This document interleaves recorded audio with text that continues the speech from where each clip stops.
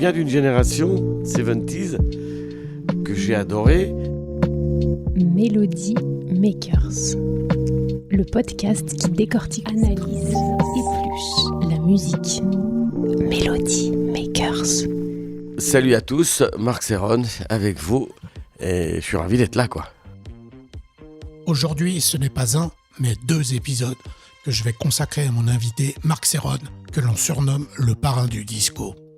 Dans ce premier épisode, Serron nous raconte ses débuts à la batterie, nous livre ses influences musicales et il confesse l'incroyable histoire de la naissance de Love in C Minor, ce tube planétaire qui lancera sa carrière en 1976.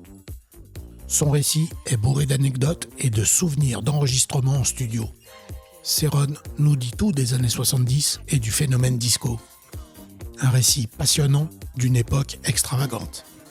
Branchez le casque, montez le son, on l'écoute. Première question, comment tu qualifierais ta musique ? Festive, positive, sensuelle quoi, je viens un peu sexy. Et rythmique parce que je suis batteur, donc évidemment la batterie a un sens pour moi et donc tout ce qui est rythmique, mes écritures de basse et autres, elles fonctionnent dans ce sens. Alors, est-ce que tu te souviens du premier disque que tu as acheté ? Je crois que le premier album, ça va t'étonner, que j'ai acheté, c'était Ray Charles. Georgia. Premier acheté avec mes sous, hein, j'avais quoi. J'ai commencé la batterie, j'avais un an de batterie vers 13 ans, 12-13 ans. Alors justement, pourquoi et comment tu as choisi cet instrument ? Ma mère m'a acheté une batterie parce que j'étais un mauvais élève, perturbé avec classe et autres. Et elle m'a demandé de me reprendre et que si elle me reprenait, elle m'offrait une batterie parce que paraît-il, je tapais partout. Quelles sont tes influences musicales à cette époque ? Oh, moi j'étais très rock, j'ai commencé à jouer en jouant sur des disques de Santana, sur des Sir Hendrix, sur des Cream, Chicago, le groupe Chicago. Toute ma culture, elle vient de là, quoi. Et ensuite, ça a tourné un peu plus soul, un peu plus black.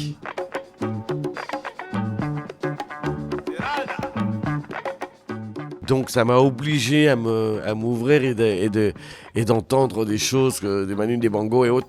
Donc j'ai été très attaché à ça, quoi. Ma musique est un mélange de ça, un petit peu. Hein. Donc là, tu as 12-13 ans, tu joues de la batterie sur les morceaux que tu entends à la radio. Et donc, comment tu décides de devenir musicien ? Il s'avère que j'étais pas trop mauvais. Donc au bout d'un an, j'ai commencé à monter un groupe, puis 2 groupes. Puis après, devenir populaire dans la banlieue parisienne. Après, j'ai eu des mecs comme Michel Colombier, qui étaient des grands bonhommes de l'époque, qui aimaient ma frappe et qui m'a fait faire des séances comme les premières pubs d'hymne, c'est moi la batterie. Et il me disait, Michel me disait, tu devrais apprendre le solfège, putain, c'est pas grand chose.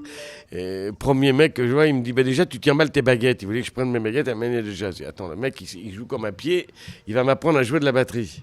Je viens pas pour qu'il m'apprenne à jouer de la batterie, je pourrais moi lui apprendre. Je venais pour le solfège, donc j'avais pas besoin de jouer de la batterie. Ah, on part à zéro, ici c'est moi le chef. Écoute, au bout de 2 séances, allez, au revoir. J'en ai vu 2-3 nazes, 2-3 mauvais batteurs, mais qui étaient profs. J'ai toujours considéré, quand on devient prof, souvent c'est que on n'a pas les moyens de faire autre chose. Merci à tous. Je vais me faire des copains. S'ils sont profs, c'est qu'ils peuvent pas faire autre chose, quoi. Il faut bien manger, donc je les comprends et je les excuse. Donc à ce moment-là, on est au tout début des années 70 et tu décides de monter un groupe qui s'appelle Congas. Explique-nous comment ça s'est passé. De groupe en groupe, j'ai été amené à rencontrer Gilbert Trigano, Club Med. On discute, machin, ça, et je lui mets dans l'idée, pourquoi ne pas mettre d'envoyer des groupes dans des villages. Et il me dit, et alors ? Et je dis, après, on engage combien il faut envoyer de groupes, combien de villages en Italie ? 5. Je vais engager 5 bassistes, 5 guitares, 5 claviers, 5 batteurs. On les fait répéter, quand ils sont prêts, on les envoie. Ah ouais, tu saurais faire ça ? Ouais. Bref, pour vous la faire courte, j'ai fait ça. Donc après, on a fait des contrats et je suis devenu Le mec qui a fait qu'il y a de la musique maintenant live dans les clubs. Et puis, qu'est-ce que ça m'a permis au bout d'un an et demi, c'est-à-dire 3 saisons?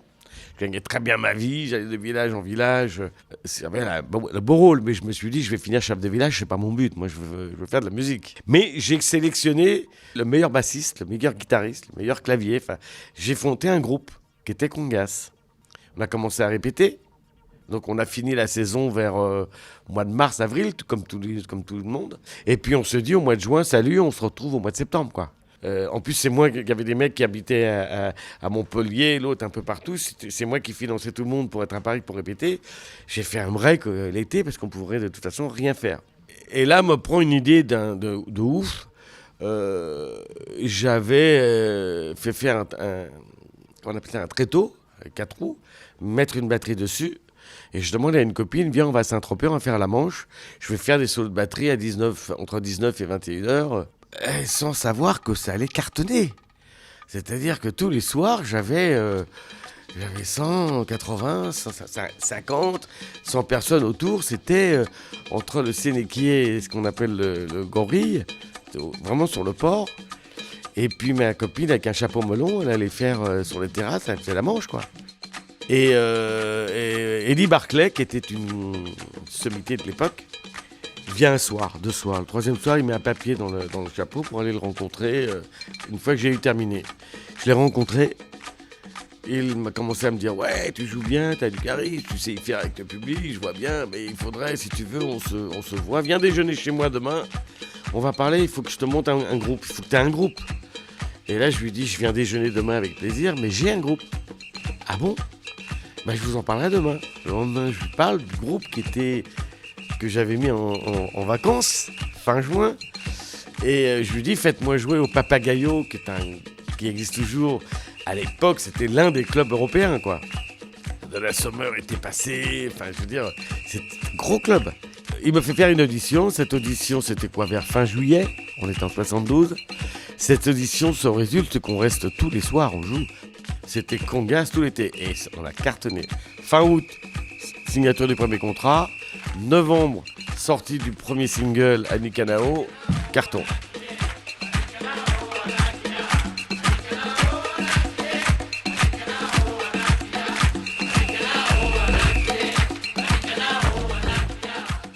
C'est de l'opportunité, c'est de la chance. Il faut avoir beaucoup de chance pour faire le métier et nourrir sa passion. Congas, c'est donc 5 albums en 5 ans. Et puis tu décides de tout arrêter. Pourquoi ?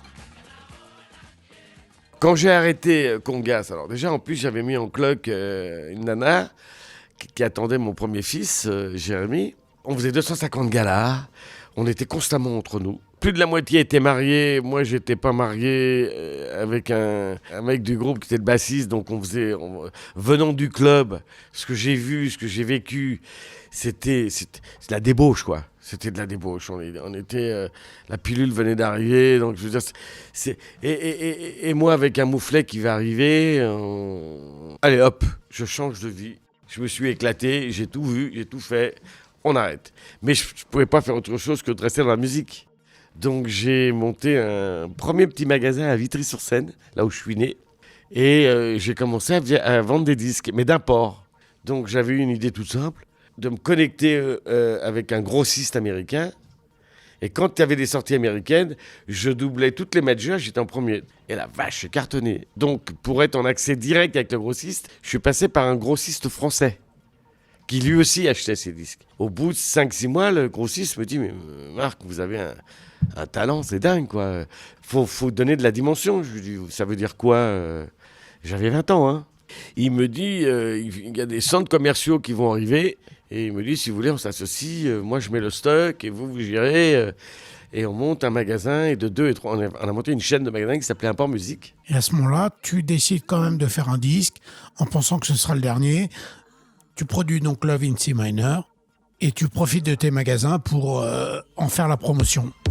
Évidemment, quand j'ai fait Love in C Minor, c'était une belle vitrine, faisant croire aux autres boutiques françaises que j'avais un import anglais qui s'appelait Love in C Minor. C'est comme ça que j'ai réussi à vendre un champ disque qui était vraiment, lui, le magasin où tous les DJ allaient s'approvisionner. À Champ-Disque, il m'en prend 5, il m'en prend 15, il m'en prend 50, il m'en prend 300 un jour, en me disant on fait les comptes à la fin du mois, pas de problème, sauf que les disques repartent à un grossiste new-yorkais. Au lieu de renvoyer des Barry White défectueux ou invendus, Love in C Minor part aux États-Unis.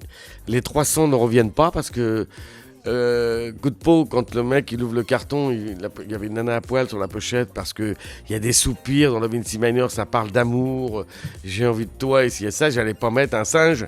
Donc j'ai mis une nana, tout le monde m'a dit ah, fais du marketing. C'est pas du marketing, ça me paraissait logique.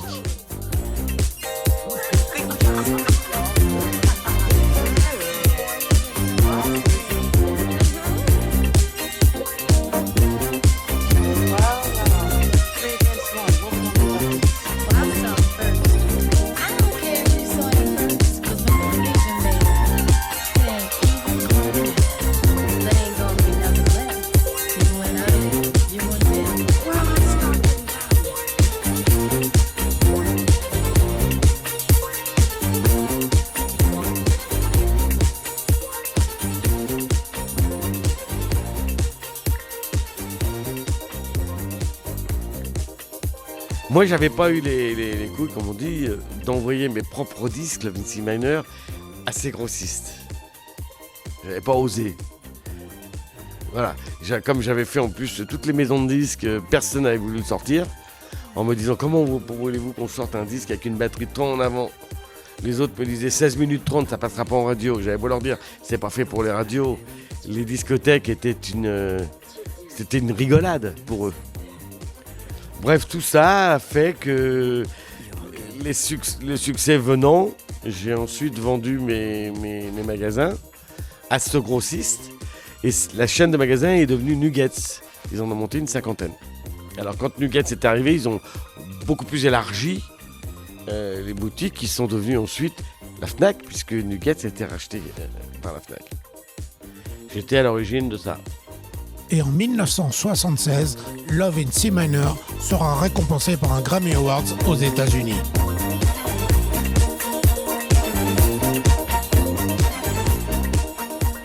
J'ai souvent entendu dire que Céron c'était l'inventeur du disco et de la French Touch. T'en penses quoi ?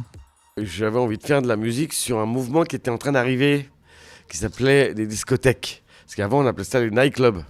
C'était une ambiance où ils étaient à la recherche justement d'enregistrements et de musique que passaient pas les autres. Parce qu'avant, les nightclubs, dans la période 70s, les nightclubs passaient que du tube. La disco ne se veut pas être un titre pop. La musique disco, c'est un état d'esprit, comme le rock a eu un état d'esprit. La disco, c'était anti-tube. Et donc j'ai fait un titre qui s'appelait Love in C Minor, qui s'appelle toujours d'ailleurs, qui durait 16 minutes 30. C'était bien la preuve que c'était pas fait pour les radios, 16 minutes 30. C'était fait pour être joué dans ces endroits. Et j'ai pas été le seul, puisque dans la Summer avec Giorgio Moroder, je veux dire, il y a eu plein de mecs qui ont commencé à produire. On a abrégé, c'est devenu la disco. Mais ce son disco, c'est quand même toi qui l'as inventé. Une rythmique et une batterie très présente, un kick sur tous les temps, un pied sur tous les temps. La batterie très en avant que j'ai mis dans mes prods, ça me paraissait logique. Je suis batteur. Et en plus, la manière où je l'ai fait, en imitant des boîtes à rythme qui n'existaient pas à l'époque, je considérais que c'était plus facile pour installer des arrangements là-dessus, que ce soit lancinant un petit peu, répétitif.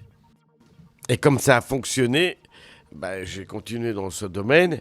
Et ce qui est étonnant, aujourd'hui, 50 ans après, tout le monde est dans le même principe. La rythmique est devenue très en avant.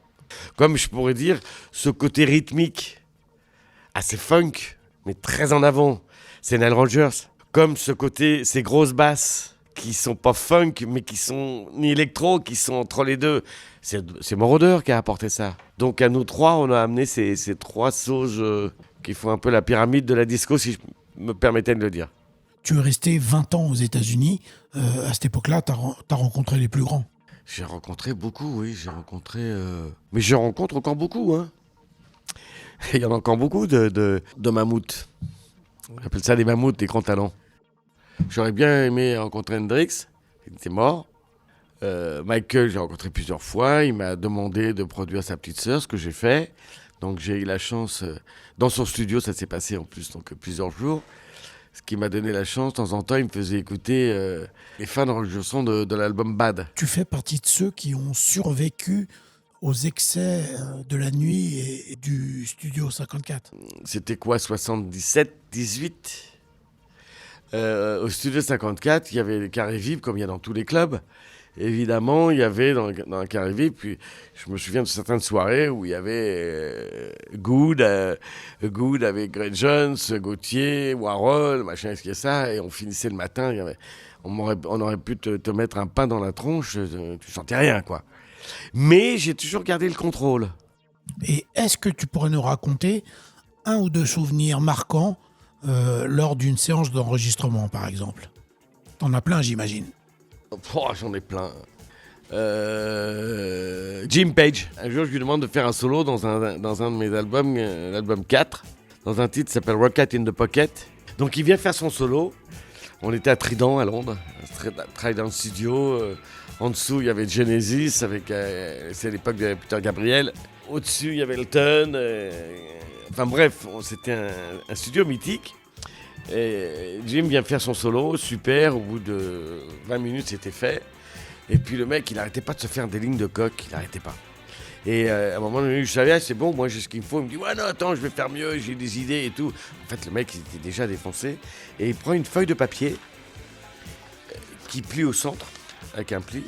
Et là il met dedans l'équivalent de 2-3 grammes, voire 4 grammes de coque, qu'il met sur la console. Il la pose sur la console. Et il dit, guys, you my guest, prenez ce que vous voulez. Nous, on est concentrés dans faire de la musique, l'ingénieur prenait pas de coque et tout, c'est ça. Mais on n'allait rien dire, quoi. On a laissé faire le mec. Et à un moment donné, le directeur du studio, il vient, il voit Jim Page dans la cabine, il veut lui faire coucou, l'autre, il le voit pas, il prend la feuille et il fait « Hello !» Et toute la coque dans la console, session stoppée, obligé de démonter parce que c'est de l'acide, la cocaïne. Une catastrophe. Voilà une des anecdotes. J'en ai comme ça j'en ai une autre dans les années, si tu veux, dans les années 81, 82, je crois.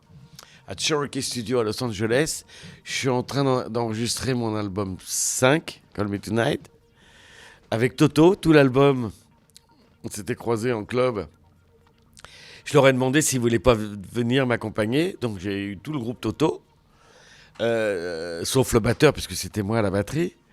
Et on était pratiquement à la fin de l'enregistrement. Il y avait une autre cabine où on entend gueuler une bagarre, mais un truc de ouf. Et en fin de compte, c'était Rod Stewart qui avait cassé la gueule à son manager parce qu'il avait changé les arrangements sur Do You Think I'm Sexy, qui a été son plus gros tube. Mais il l'avait fait disco. Et c'était insultant pour Rod Stewart. Il lui a pété la gueule. Et en fin de compte, 5-6 mois après, j'ai vu que le titre, il était sorti tel que le manager l'avait voulu. Et ça a été, ce qu'on sait, son plus grand tube. Voilà, je m'arrête là parce que sinon je peux te tenir la journée des anecdotes, j'en ai plein.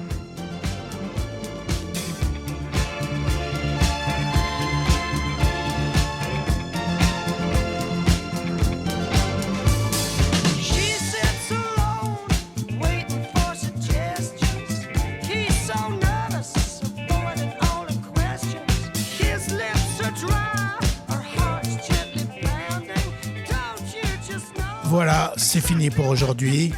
On se retrouve dans le prochain épisode, toujours consacré à la musique de Marc Serron. C'était Melody Makers, le podcast qui décortique la musique. Réalisé par Julien Louette. Plus d'épisodes sur toutes les plateformes. Partagez, commentez, likez. Si vous souhaitez découvrir les coulisses de mes entretiens, rendez-vous sur le compte Instagram Melody Makers Podcast. Vous y trouverez photos, vidéos et bonus. Merci pour votre écoute. Rendez-vous au prochain épisode.